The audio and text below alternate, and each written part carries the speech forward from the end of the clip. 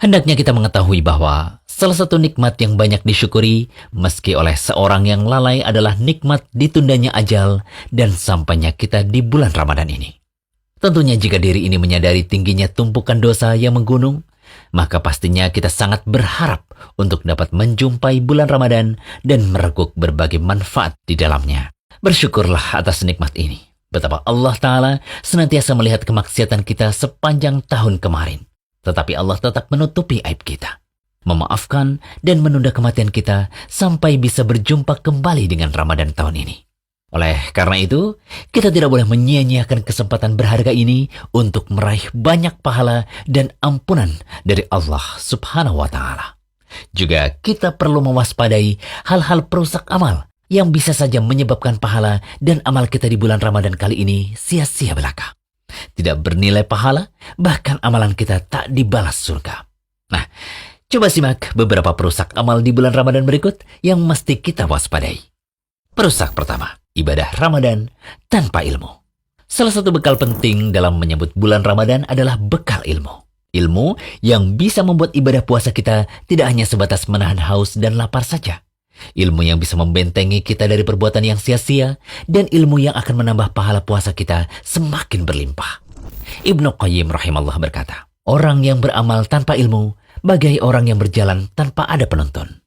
Sudah dimaklumi bahwa orang yang rusak karena berjalan tanpa penuntun tadi akan mendapat kesulitan dan sulit bisa selamat. Taruhlah ia bisa selamat, tetapi itu jarang. Menurut orang yang berakal, ia tetap saja tidak dipuji, bahkan dapat celaan. Sehingga agar amal ibadah Ramadan kita tidak sia-sia, kita masih tahu hukum-hukum yang berkaitan dengan rutinitas amal ibadah Ramadan itu sendiri. Misal seputar hukum puasa, hal-hal yang boleh dan tidak boleh dilakukan orang yang berpuasa, kaifiat sholat tarawih, zakat, dan sebagainya. Perusak 2, masih meneruskan maksiat. Banyak di antara kaum muslimin yang menodai kesucian Ramadan dengan melakukan berbagai macam dosa dan maksiat, seperti gibah, berbohong, mengumbar aurat, dan sebagainya. Pantas saja jika banyak orang yang berpuasa di bulan Ramadan, tetapi puasanya tidak menghasilkan pahala. Nabi SAW bersabda, betapa banyak orang yang berpuasa, tetapi ia tidak mendapatkan dari puasanya tersebut kecuali rasa lapar dan dahaga saja. Hadis riwayat Ahmad. Syekh Syu'aib Al-Arnaud mengatakan bahwa sanadnya jayyid. Dari Abu Hurairah radhiyallahu anhu, Rasulullah SAW bersabda, barang siapa yang tidak meninggalkan perkataan dusta, tapi malah mengamalkannya, maka Allah tidak butuh dari rasa lapar dan haus yang ia tahan. Hadis riwayat Bukhari. Jabir bin Abdullah radhiyallahu anhu berkata, seandainya engkau berpuasa, maka hendaknya pendengaran, penglihatan, dan lisanmu turut berpuasa, yaitu menahan diri dari dusta dan segala perbuatan haram. Serta janganlah engkau menyakiti tetanggamu. Bersikap tenang dan berwibawalah di hari puasamu. Janganlah kamu jadikan hari puasamu dan hari tidak berpuasamu sama saja. Kemudian perusak ketiga, masih pelit dengan harta. Salah satu pintu yang dibuka oleh Allah untuk meraih keuntungan besar dari bulan Ramadan adalah melalui sedekah. Islam sering menganjurkan umatnya untuk banyak bersedekah.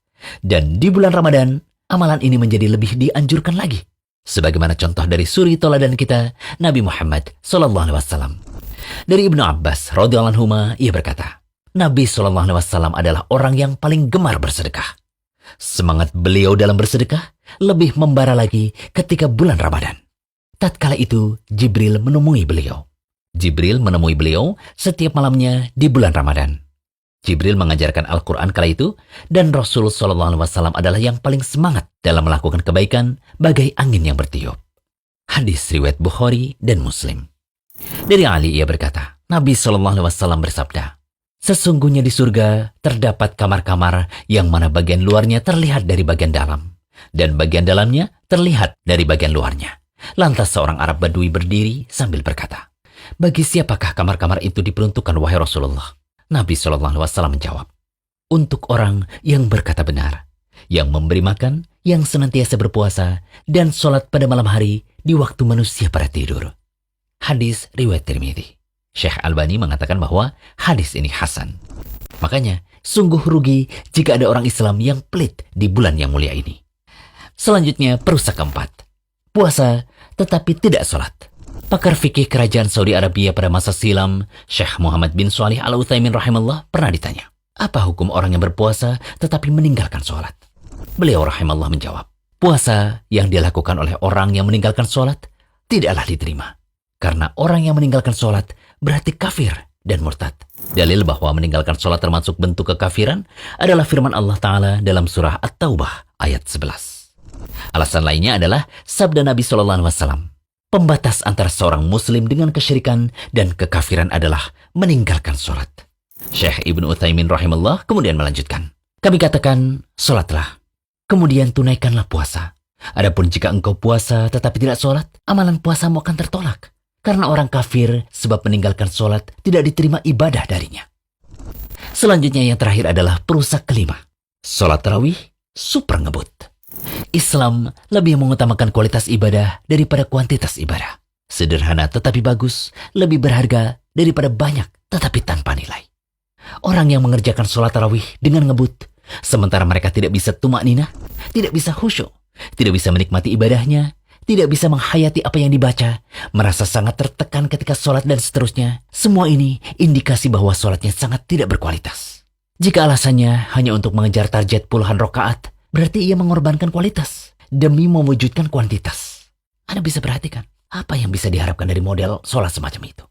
Nabi SAW bersabda, sebaik-baik sholat adalah yang lama berdirinya. Hadis riwayat Muslim. Dari Abu Hurairah, beliau berkata, Nabi SAW melarang seseorang sholat mukhtasiran. Ibnu Hajar rahimahullah membawakan hadis tadi dalam kitab beliau, Bulughul Maram, bab dorongan agar khusyuk dalam sholat. Sebagian ulama menafsirkan ikhtisar atau mukhtasiran dalam hadis tadi adalah sholat yang ringkas atau terburu-buru, tidak ada tumaninah ketika membaca surah, ruku, dan sujud. Semoga Allah menerima setiap amalan kita di bulan Ramadan dan menjauhkan kita dari kesia-siaan dalam beramal. Amin. Yuk klik tombol subscribe di bawah biar gak ketinggalan menyimak video bermanfaat dari Rumaiso TV.